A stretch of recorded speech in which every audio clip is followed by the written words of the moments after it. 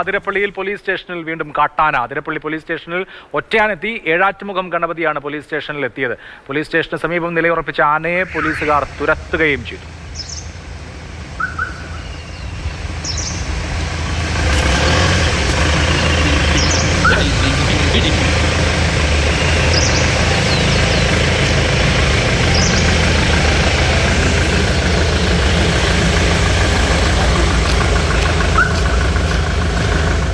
ആ തെങ്ങ് കളഞ്ഞു. അത് കഴിഞ്ഞിട്ട് ഇങ്ങോട്ട് നീങ്ങി ഈ വാഴ കളഞ്ഞു. പിന്നെ മൊത്തം കളഞ്ഞതിന് ശേഷമാണ് പോയത്. ഇതിനിടയിൽ ഞാൻ ആനേനെ ഓടിപ്പിക്കാൻ ശ്രമിച്ചപ്പോൾ ആന എന്നെ തിരിഞ്ഞു ഓടിപ്പിച്ചു. എന്നെ കൊല്ലാൻ വന്നു. ഞാൻ ഓടി രക്ഷപ്പെട്ടു. ഓടില്ലാന്നുണ്ടെങ്കിൽ എന്നെ ആക്രമിച്ച് ശരിയാക്കിയാനെ.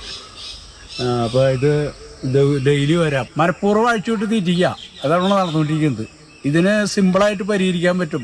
കുഴന്തയത്ത് പെൻസിട്ട് ആന ഇങ്ങോട്ട് വരില്ല. അത് ചെയ്യാത്തോടത്തോളം കാലം ഇങ്ങനെ ആക്രമിച്ചുകൊണ്ടിരിക്കുക. അപ്പോൾ എൻ്റെ കാഴ്ചപ്പാടിൽ ഇത് ഇവിടെ നമ്മുടെയൊക്കെ ഇവിടെ നിന്ന് ഓടിപ്പിക്കുക എന്നുള്ള ഒരു ലക്ഷ്യം, മൊത്തം കാടാക്കി മാറ്റാം. അതിൻ്റെ കൂടെ ലക്ഷ്യം ഇവിടെ നടന്നു. ഇപ്പോൾ MS ലിഷോയ് ഉണ്ട്. ലിഷോയ്, എന്താണ് സംഭവം?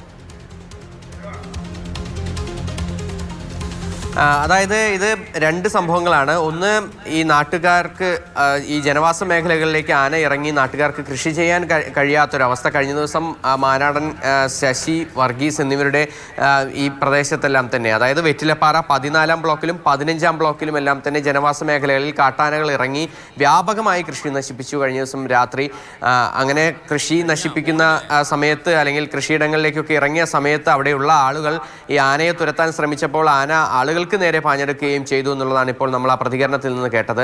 അതിനോടൊപ്പം തന്നെ അതിരപ്പള്ളി പോലീസ് സ്റ്റേഷന്റെ കാര്യം എടുക്കുകയാണെങ്കിൽ, അതിരപ്പള്ളി പോലീസ് സ്റ്റേഷന്റെ ഗേറ്റിനോട് ചേർന്ന് ഒരു തെങ്ങുണ്ട്. ആ തെങ്ങും അതിന് തൊട്ടടുത്തൊരു പനയുമുണ്ട്.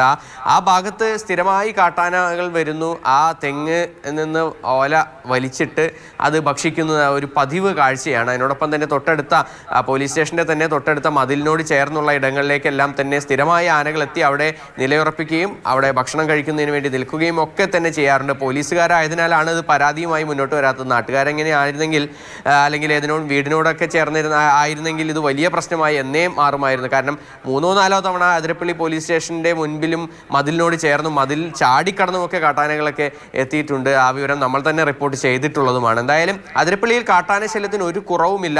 ആനകൾ നാട്ടിലിറങ്ങുന്നത് പതിവാണ്. ഇതിപ്പോൾ ഏഴാറ്റുമുഖം ഗണപതിയാണ് പോലീസ് സ്റ്റേഷനോട് തൊട്ടടുത്ത് എത്തിയിരിക്കുന്നത്. അതിനോടൊപ്പം തന്നെ മറ്റ് ആനകളെല്ലാം തന്നെ ഈ പ്ലാന്റേഷൻ മേഖലയിലൊക്കെ സ്ഥിരമായി നിലയുറപ്പിക്കുന്നുണ്ട്. അത് വലിയ തോതിൽ ജനവാസ മേഖലകളിലേക്ക് ഇറങ്ങി കൃഷിനാശം ഉണ്ടാക്കുന്നു, ആളുകൾക്ക് ഭീതി ഉണ്ടാക്കുന്നു. കൂടാതെ രാത്രിയൊക്കെ ആ റോഡിലൂടെ സഞ്ചരിക്കാനായ ആളുകൾക്ക് ഇപ്പോൾ ഭയമാണ്. കാരണം ഏത് സമയവും എല്ലായിടത്തും ആനകൾ ഇറങ്ങുന്ന സ്ഥിതിയാണ്.